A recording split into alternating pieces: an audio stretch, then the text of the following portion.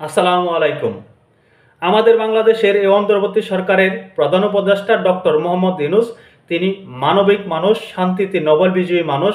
তিনি শান্তির ভাষা রোপণ করছেন আমাদের বাংলাদেশে। তিনি আমাদের বাংলাদেশকে কি উপহার দিচ্ছেন? তিনি আমাদের বাংলাদেশকে দারিদ্র্যের দিকে ঠেলে দিচ্ছেন। তিনি আমাদের বাংলাদেশকে যুদ্ধের দিকে ঠেলে দিচ্ছেন। আমরা সকলে অবগত আছি, আমেরিকা এবং জাতিসংঘকে বাংলাদেশকে মানবিক করিডোর হিসাবে ব্যবহার করার জন্য সম্মতি জ্ঞাপন করা হয়েছে অন্তর্বর্তী সরকারের পক্ষ থেকে। এখন সেই মানবিক করিডোরের পিছনের গল্প কি আছে, তার পিছনে উদ্দেশ্য কি রয়েছে? মানবিক করিডোর হিসাবে ব্যবহার করে রাখাইন সম্প্রদায়কে জাতিসংঘ এবং আমেরিকা সাহায্য পাঠাতে চায়, খাদ্য দ্রব্য পাঠাতে চায়, জরুরি যে সকল সেবা রয়েছে সেগুলো তাদের কাছে পাঠাতে চায়। কিন্তু পিছনে আরও কিছু বিশেষ উদ্দেশ্য রয়েছে বলে আন্তর্জাতিক বিশ্লেষক এবং নিরাপত্তা বিশ্লেষকরা মনে করছেন। নিরাপত্তা বিশ্লেষকরা বলছেন, পররাষ্ট্র বিশ্লেষকরা বলছেন, রাজনৈতিক বিশ্লেষকরা বলছেন, মানবিক করিডোর স্থাপনের নামে আরাকান আর্মিদের হাতে আমেরিকা অস্ত্র তুলে দেওয়ার জন্য বাংলাদেশকে ব্যবহার করতে চাচ্ছে।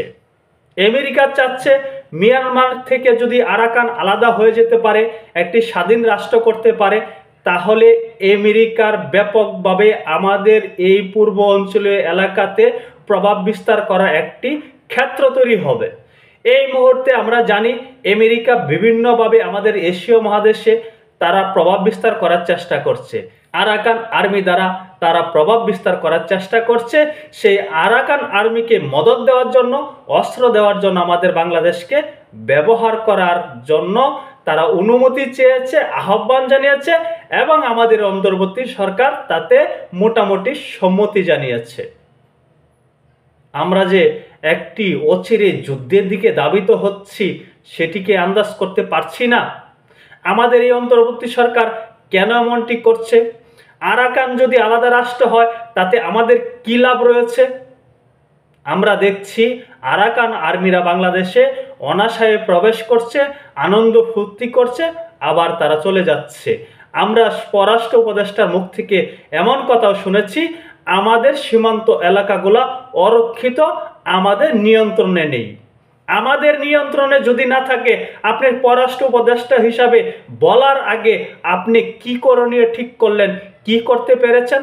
আপনাকে এগুলো বলার জন্য কি পররাষ্ট্র উপদেষ্টা করা হয়েছে?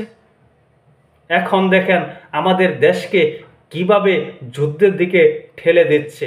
এখন মিয়ানমার সরকার এটিকে কি ভালো চোখে দেখবে? মিয়ানমার সরকারের পক্ষ থেকে বাংলাদেশকে চাপ প্রয়োগ করা হবে। মিয়ানমার যেহেতু এখনো একটি সার্বভৌমত্ব রাষ্ট্র, এখনো রাখাইন সম্প্রদায়ের পক্ষ থেকে বা আরাকান সম্প্রদায়ের পক্ষ থেকে এখনো তারা আলাদা রাষ্ট্র তৈরি করতে পারে নাই। প্রকৃতপক্ষে দেশ হিসাবে মিয়ানমারকে আমরা মূল্যায়ন করব, তাদেরকে মূল্যায়ন করতে হবে। অন্যদিকে চীন আমাদের বন্ধু প্রতিম রাষ্ট্র, তারাও কি এই বিষয়টিকে ভালোর চোখে দেখছে? তারা আমাদেরকে হুমকি দেবে না বা আমাদের পার্শ্ববর্তী দেশ মিয়ানমার আমাদেরকে হুমকি দেবে না, তার কি নিশ্চয়তা রয়েছে? কে দেবে সেই নিশ্চয়তা? ক্ষমতায় দীর্ঘদিন টিকে থাকার জন্য এমন চুক্তি করতে যাচ্ছেন এই অন্তর্বর্তী সরকার, আমাদের দেশকে বিক্রি করে দিচ্ছেন বলে অনেকে মনে করছেন। অনেকে বলছেন ক্ষমতা দীর্ঘস্থায়ী করার জন্য আমাদের বাংলাদেশকে সুনিশ্চিত যুদ্ধের দিকে ঠেলে দিচ্ছে এই অন্তর্বর্তী সরকার। ক্ষমতার কারণে মানুষ এত কিছু করতে পারে, আমাদের বাংলাদেশের সার্বভৌমত্বে আঘাত লাগবে এমন চুক্তিও করতে পারে। আমাদের সার্বভৌমত্ব বিক্রি করে দিয়ে ক্ষমতায় টিকে থাকতে হবে। গতকালকে এই নিয়ে বিএনপির মহাসচিব মির্জা ফখরুল ইসলাম আলমগীরও উদ্বেগ প্রকাশ করেছেন। তিনি বলেছেন, আমরা গাজা হতে চাই না, আমরা গাজাবাসী হতে চাই না। আমাদের দেশকে ব্যবহার করে কেউ বিশেষ সুযোগ সুবিধা নেবে, আমাদের দেশকে গাজায় পরিণত করবে, আমাদের দেশকে যুদ্ধের দিকে ঠেলে দেবে, সেটা আমরা মেনে নিতে পারি না। তিনি অন্তর্বর্তী সরকারকে আহ্বান জানিয়েছেন সার্বভৌমত্ব বিনষ্ট হবে এমন চুক্তি যেন তারা না করে এবং এমন চুক্তি করার আগে, মানবিক করিডোর স্থাপনের আগে, সেই চুক্তি করার আগে সকল রাজনৈতিক দলের সাথে আলোচনা করার জন্য তিনি আহ্বান জানিয়েছেন।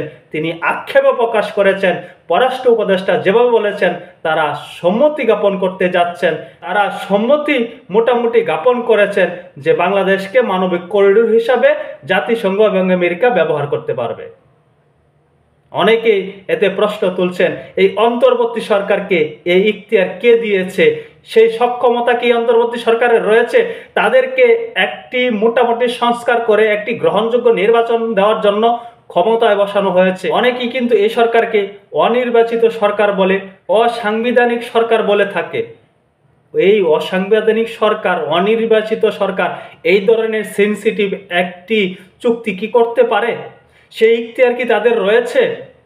তারা কার সাথে আলোচনা করেছে, কাদের সাথে আলোচনা করে এমন সিদ্ধান্ত নিয়েছে দেশকে যুদ্ধের দিকে ঠেলে দিচ্ছে? অনেকেই বলছেন এই অন্তর্বর্তী সরকার ক্ষমতার টিকে থাকার জন্য যা খুশি তাই করতে চাচ্ছেন।